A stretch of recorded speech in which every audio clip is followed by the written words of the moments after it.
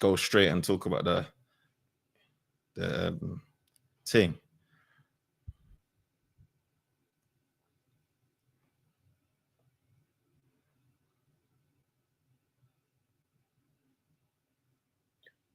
Seconds to go.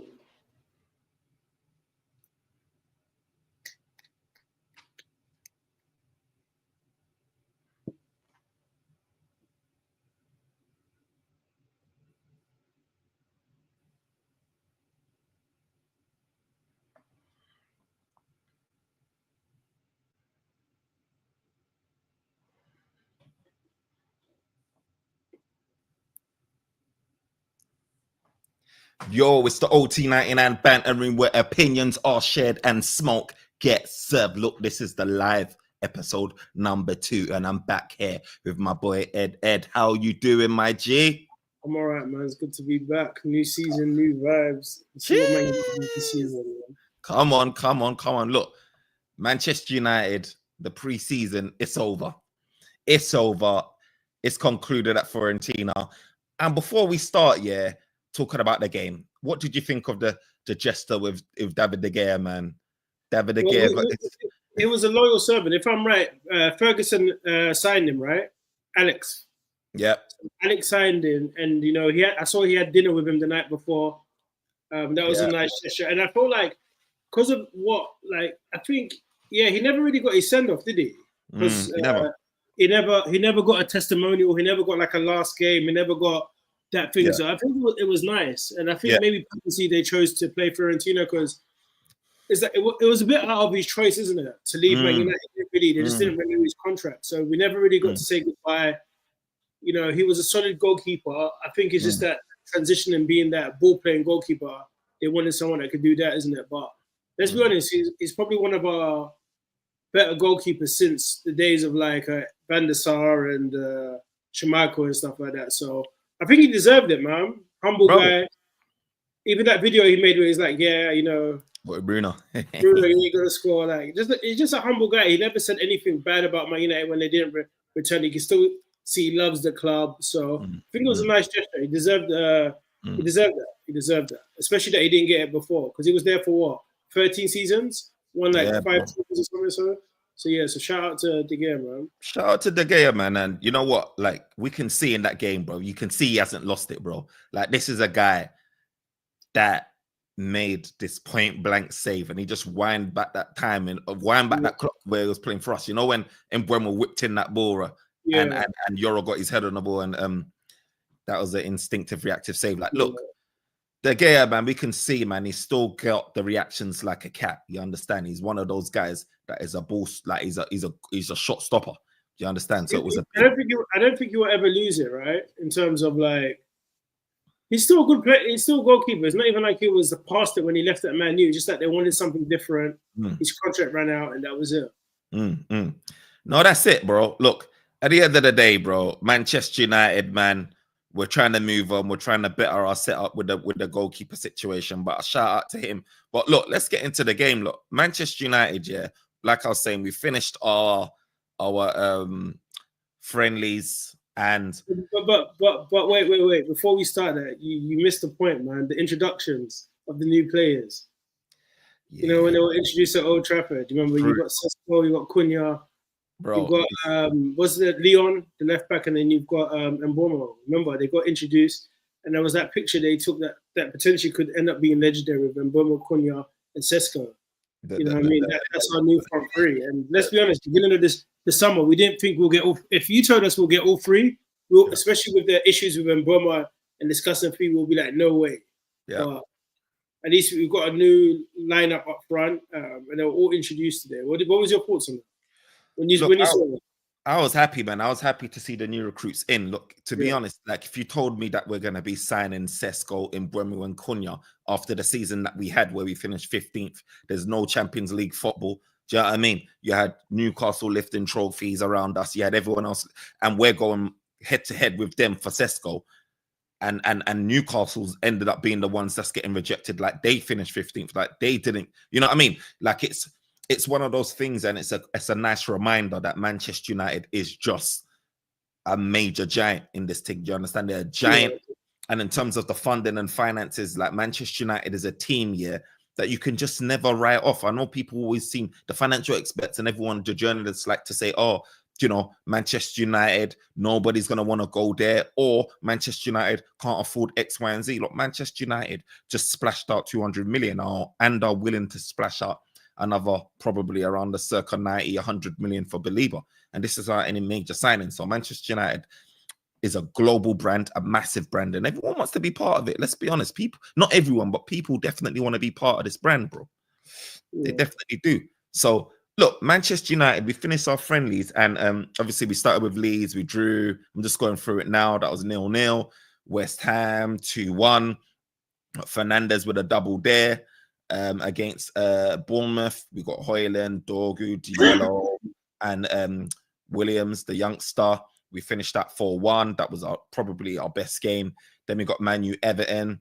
Bruno Fernandes again with a penalty in the Mount. That was 2-2. And then obviously today, it was 1-1 in the game, and then we won on penalties. By the way, did you see Amad Diallo's penalty? Yeah. Bro. Confidence at its highest, man. Shout out to Diallo, man. I think he's going to be, obviously there's a lot of spotlight on the new signings, but I think he's going to be a force to reckon with. He's going to be that extra outlet that we need attacking-wise.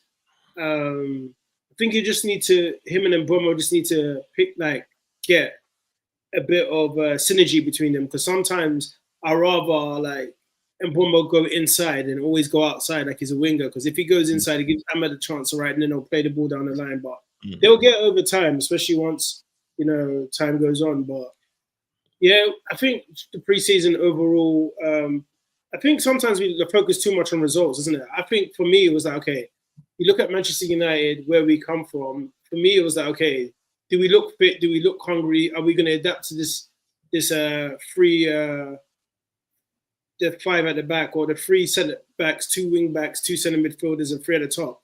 So I think although the results have been good, I think more importantly, it's good that we actually look like they're used to the formation, because there was times at the seasons where we looked all over the place. 100%.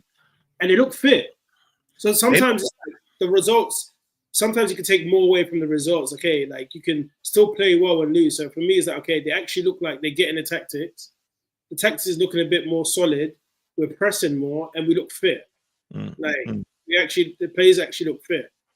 Yeah, and they do look fit. And I saw today a team, even though it was the tempo wasn't as high as it would be in the Premier League throughout the whole 90 minutes. There was times where it was looking dynamic from our players, but you can see like Mount, and always initiating that press, always running. He's running in a curved run as well, trying to close off the gear.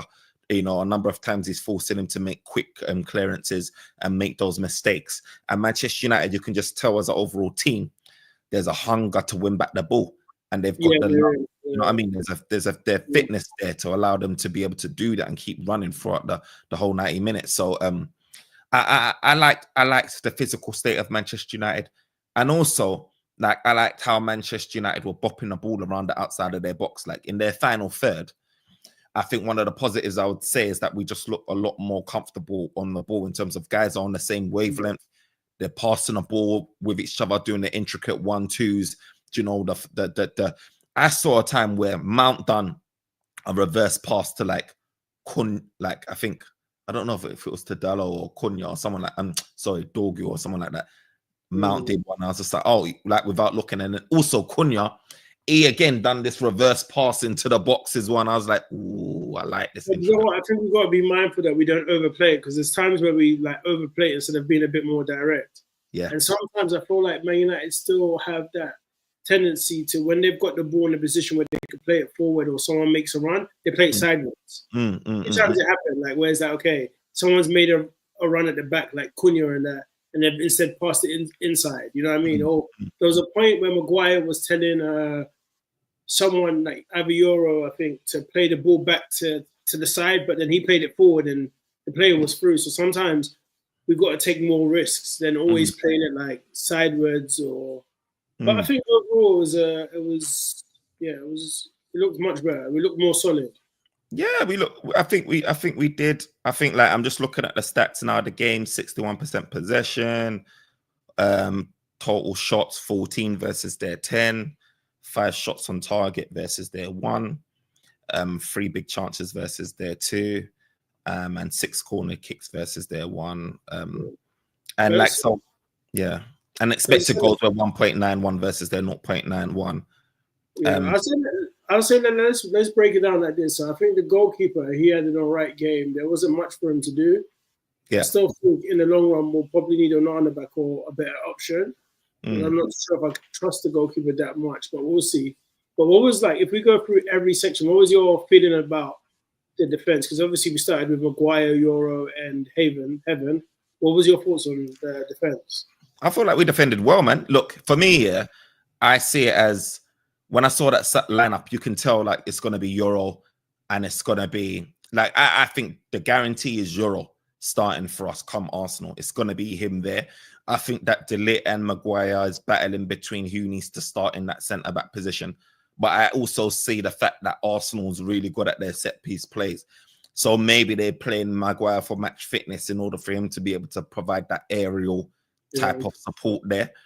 Even though I do feel like with Maguire, right, his best sort of aerial sort of prowess for us is when the long balls go over the top and he's sort of pressed against the defender and wins that ball back. That's what I'm liking. That's what I'm liking Maguire. But yeah, I can see that. And then obviously the left side, sure, he didn't get many minutes today. So it's making me wonder, like, what are we trying to do with him? Is he fit? Is he not fit? Are we trying to preserve him? What's going on? Because Aiden Heaven played.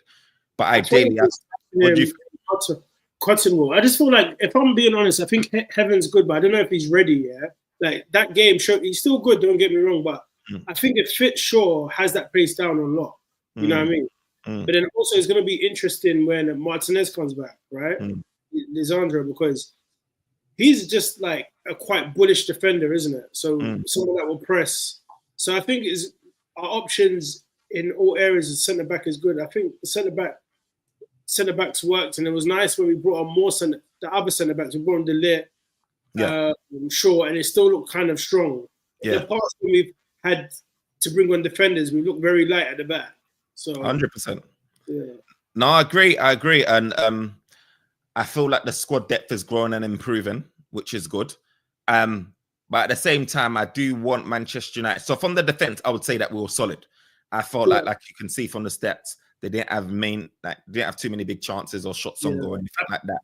I think the only thing they have to be mindful of is there's a few times where what's his name? He plays Keane, Moise Keane, right? Run through, but it was offside, right? And he was hanging on the line. They have to be and I think at that point, Maguire was at the back. If they play with a more intelligent striker that's quick as well, when he's holding on the line, the thing that will be a bit dangerous is playing that high line, and if they get caught up, because Maguire's not the quickest, so they have to be very careful of how they play that line. Because if Keane held his run, he would have been through on like a few occasions. 100%. Only Wavy Bayless, big up. Only Wavy Ballas. Yeah, if I said that right, big up to you. He says, can't lie, lads. Amarim ain't it. Formation's crap. His in-game tactics is below average, as we saw in the final losing to Spurs. Of all teams, doesn't trust him with new signings. He won't last till Xmas. Look. You know what I'm gonna do? Yeah, I'm gonna click that comment and we'll see if it comes true. Bro, like, I'm not saying it's wrong, but yeah, we can see, because I did feel at one point like he's keeping these players on for a bit too long. Like, I would have liked him to switch it up, but time will tell, especially how he fits Sesko, Cunha, and then Burma up front. I think only Wavy had a point. I'll bring his thing up again. I think, look, the 3 at the back is not a popular formation in the Premier League. Obviously, it's a very niche formation, and not many clubs has actually won the Premier League. Is it Conte or someone that's won the Premier League with it? Yeah, it's been successful with Chelsea, didn't he? Yeah, it's done well in European, football, as you can see with the whole Bayer Leverkusen and all of those teams at Inter Milan, but less so in the Premier League. The Premier League is brutal, bro. So, but I wouldn't. Like, for me, I'm trying to see it as we're starting from scratch, because now we're bringing in players that they feel is probably a bit more adaptable. I think we was just too much of a grind last season for people trying to learn it and just having people that's just not adaptable to it. So I do hear what you're saying, Only Wavy, because it could be a case where, look, we're just delaying the inevitable here with Amorim, and he's eventually going to get sacked and all of that stuff. Yeah. But, and I think like Only Wavy said as well, it's like time will tell. But one thing we do know, there's no excuses from Amorim now, because he could rely on the fact that he came midway through the seasons. It wasn't his players. You're changing your tactics midway through the season. Now you've had a pre-season. You've had enough time to integrate your ideas and ideology and the way you want to play with the team. And you bought these players, whether it's come from Ineos or like these are players that you have had to tick off, right? Players you wanted to stay and leave, right? So that now, whatever happens now is down to him. Like there's no you can't hide behind any excuses this season, because you've had a pre-season. And you've been, for a team that we've been said that we don't have money, you've been spent nearly 200 million already without any sales. So on top of that, so you can't say like, oh, we haven't had money, so I haven't. Like you spent close to 200 million on 3 players. So and on top of that, you what like it's one game a week. That's important as well to note that. Look, typically speaking, when teams have one game, like when Newcastle had their one game a week or Villa or whatever like that, like you can see how much of a benefit it helped with them in the Premier League. You can see as soon as they get into European football how damaging it is for their Premier League run. So for us, it's traveling, isn't it? It's not the traveling, the injuries, fatigue. I think that Amram, this is the season where we're going to see if Amram's really that, because as I said, he's been given the money, the resources, and he's had a full pre-season, right? So he's got no excuses. It's just down to the work he does with the team, and like Only Wavy says, the in-game tactics as well, because that's going to be very important, especially when you're playing in the Premier League. 100%. I think there is some highlights that I want to talk about in that game, which I thought was good though. Our ability to sustain pressure that little bit longer in and around the box was good, and I think it's just because we have now more intelligent players that are just, you know what I mean, and guys that are a bit more press resistant in Cunha and Mbeumo and stuff like that. If you look at it, last season, sorry, 2 seasons ago, and like guys like and Ron said this in our group chat before, like earlier, he said, look, if that ball lands to someone like Garnacho or even lands to Rashford, a lot of that play is going to break down before it gets going. Do you understand? It's going to break down. Garnacho's going to get the ball, try and cut in and shoot, or something along those lines. It goes flying, and then the pressure's off. And same times with Rashford as well. You like to cut in and shoot. And sometimes they ain't got the intricacies. I know Rashford's got it in his locker, but in terms of the consistency, it just isn't always there. So when you see the sustained pressures coming in from the attacking forwards, that was good. Another thing as well was Mbeumo, bro. Like that guy, his ability, to take the ball out from the air, like he literally, like ball can be coming at him at pace. He's got a really, bro. He plucks it out the air, or if it's to feet, he kills it dead, and he really uses his body to shield that ball as well. And you know, there's been talks about the reasons behind that. You know, the glutes and all of them things there, and it's true. Like he uses that as an advantage, bro. And his touch, his layoffs, his quick thinking is like, for someone that's not fully fit, like I can basically see us saying, you know what, come the end of the season, Mbeumo has been our star player. He's just so good at that. And I noticed he put in a few good, decent crosses into that box as well. One of which Yoro got on the end of, which forced that point blank save from De Gea. And also, like, I think who else? I think maybe Yoro got on the ball kind of twice as well. Twice. And then, and obviously he's delivering to the box as well from the corners as well is good. So look, if anyone's doing fantasy league, Mbeumo could be one of the guys that you need to be having in your team, man. Because if you've got guys like Sesko and him, do you know what I mean? Sesko at the end of his crosses, bro, you're talking about potentially, because when I analyze Sesko's goals, the last 2 seasons, like 24-25 and 23-24, bro, roughly around 30% of this guy's goals is from headers. Like this guy knows how to score from a header. And when you got a guy that's 6'5", I think that's just going to come in handy when you've got Mbeumo, who's ranked amongst the highest. I can't remember of how many crosses that he's put in the box, like, but he's up there. and it's accurate, good quality crosses, then it's a recipe for a good amount of goals coming in from the air. Hopefully, if we can get that ball No, to him. right. Yeah, you're right. I think, but you can see that he's matching. He's not at his fullest in terms of like fitness wise. Yeah. He's a clinic person. I hope I won no excuses this season for Amrin. This as we all want to progress, but big up like the content. Thanks, bro. Thank you, bro. Look, we're all hoping for we're hoping as well, man. It's not true, but like you say, there's no excuses, man. No excuses. But yeah, I think.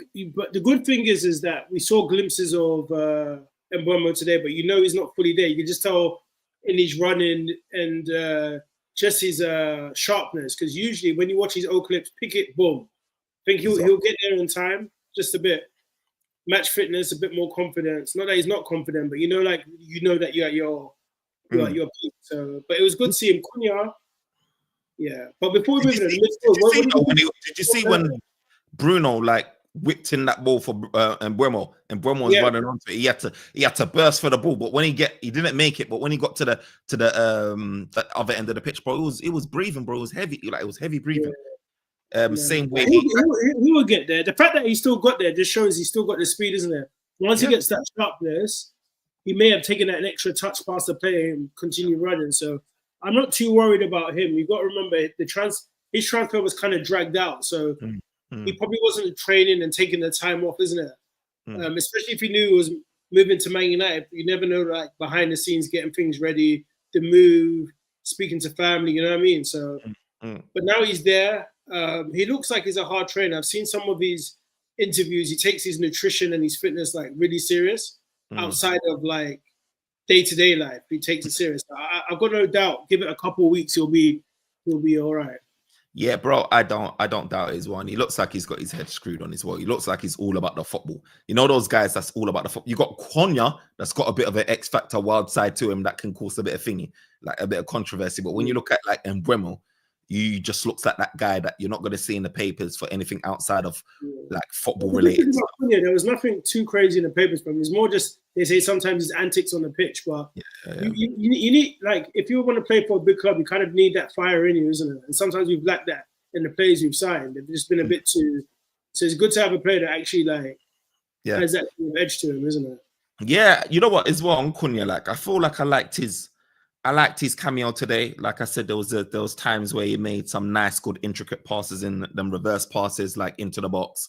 I did like Cunha as well because naturally he's got ability to carry that ball, drive with it, protect the ball, draw a foul. You know, he's just naturally good on the ball. And Manchester United we were starving of that last season. You know what I mean? Like when the ball's at Mbeumo's feet, you can trust him. You can trust that he's going to protect it. You can trust him that he's going to fight this man. I think I said this to you. I just want us to, and especially in the final third, there was a lot of like 1-2 passes, but I really do want, with the ability of Mbeumo and Cunha and even Sesko coming in, just to be shooting on side.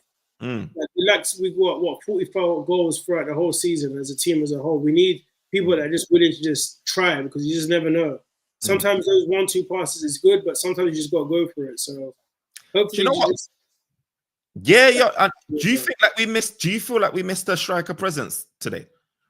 I think so, because although Mount played well and it was the in and outs, we didn't have someone making the runs behind or someone causing mayhem. Like, and if you're being honest, Mount played well, but when he was playing the false nine, he was in the pocket of that centre back. Like, he wasn't causing him any trouble or giving him something to think about, because sometimes it was always going to either Mbeumo and Cunha, and he would like tuck in to come and play part of the ball. But if you've got a striker that's making runs behind, even the crosses that came in, right? You've got a full presence headering it in. You've got someone holding up the ball, passing it, laying off. So we definitely did. I don't want us to be I don't want us to be that team, be in a position where we are just playing like decent, nice football in and around the box from an attacking sense anyway, but then we're not taking our chances. Do you know what I mean? The most importantly is we spent a lot on that forward line, not to be doing nice tick-a-tack-a link-up stuff, but to be ultimately putting that ball in the back of the net.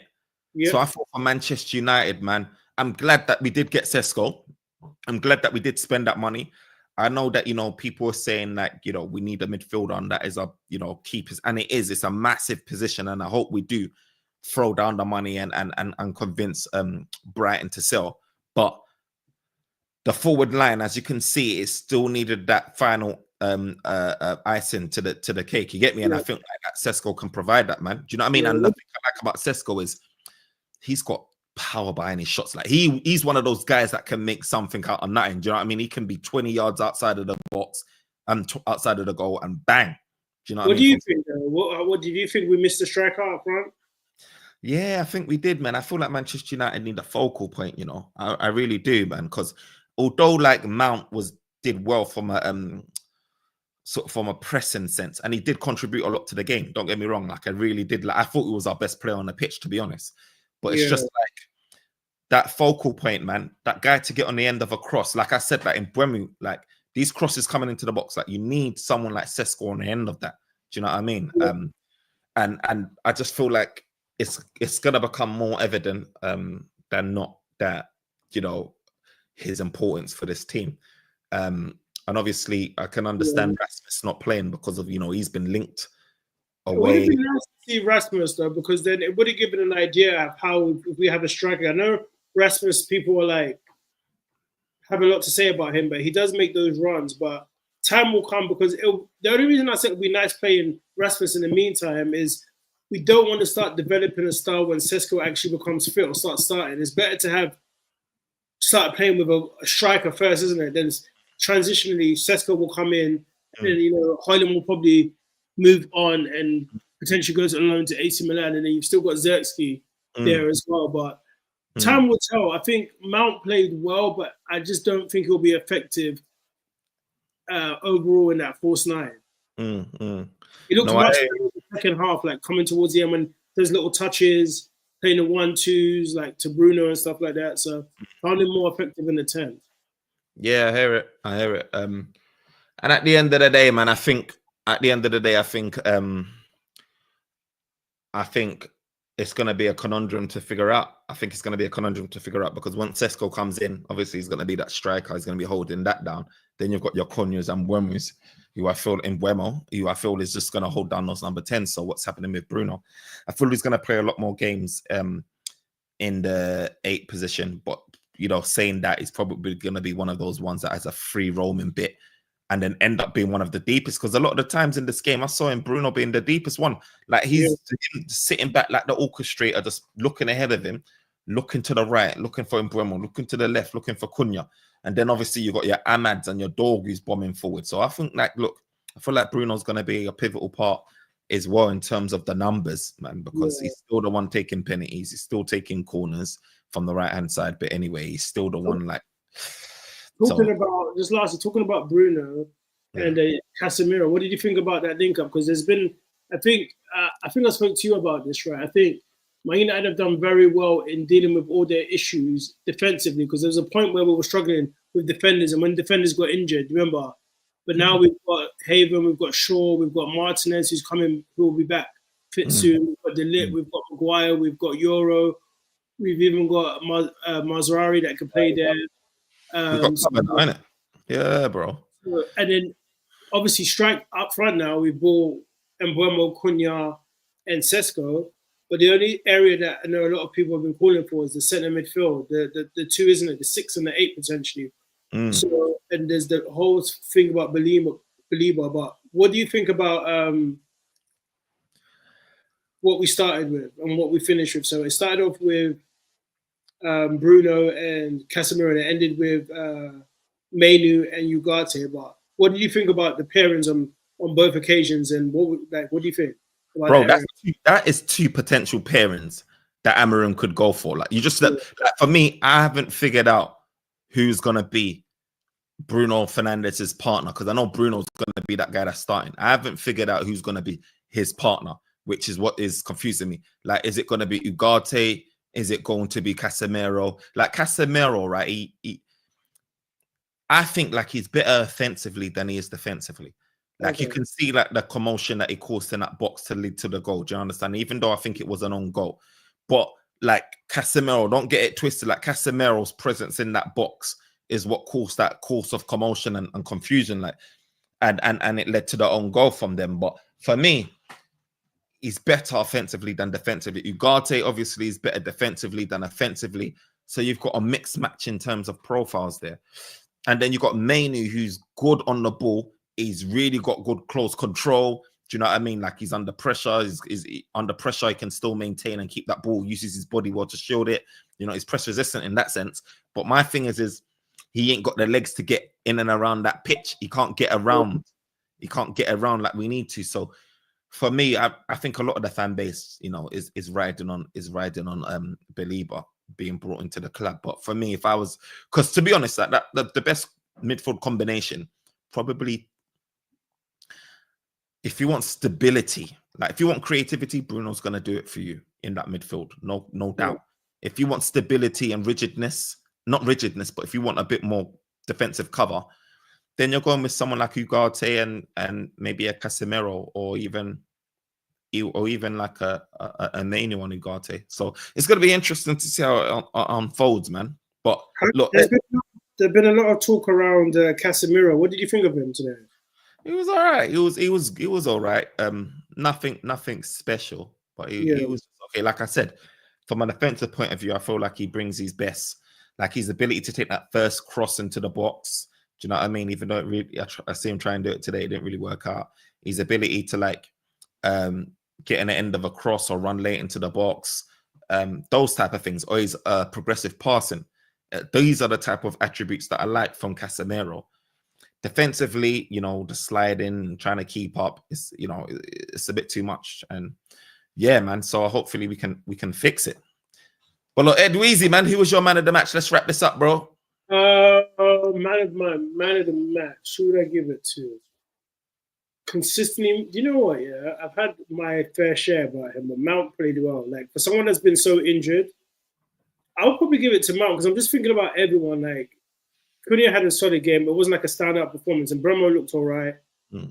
Ahmad was involved in a lot of things, but it wasn't like sometimes he probably needs to work on his end product. But I think Mount had a solid game. Obviously, it was a bit difficult playing in a false nine, but it was trying, and he just kept up the energy. So I don't know. I'll give it to Mount, probably. I agree. I'll give it to Mount as well. I feel like from start to end, he ran his socks off. I think he was involved a lot heavily in terms of the link-up play and our chance creation as well. So I'll give it to him. But in Bremen, it's a big shout-out, man. That guy, I can already see the talent already. Like, for me, it's going to be an issue. It's going to be an issue. It's going to be a big issue, man. It's going to be a big overall, looking at the preseason we had in this last game, what are your early thoughts? Are you as scared as you were last season? So, like, you see how the season ended when we lost to Tottenham, right?